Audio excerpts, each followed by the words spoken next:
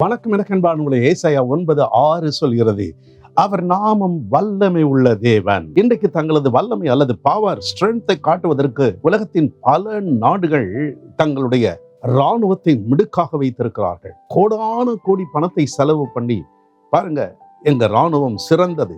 கப்பற்படையோ, வான்படையோ, தரைப்படையோ, அணு ஆயுதங்களோ எல்லாவற்றிலும் நாங்கள் தான் வல்லமை உள்ளவர்கள்.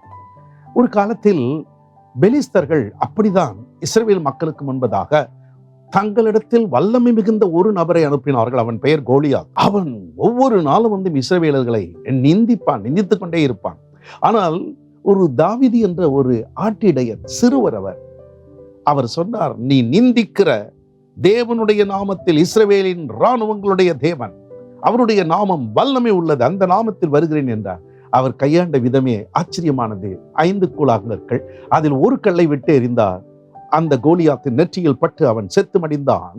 அதுதான் வல்லமை உள்ள தேவனுடைய பிள்ளைகளுக்கு தேவன் அருளுகின்ற வரம். நீங்களும் கூட வல்லமை உள்ளவர் தான். ஏனென்றால் பவர் பரிசுத்த ஆவியானவரால் உங்களுக்கு அருளப்படுகிறது. பெற்றுக்கொள்ளுங்கள். வல்லமையுள்ள தேவன் இயேசு உங்களோடு இருப்பார். God bless you.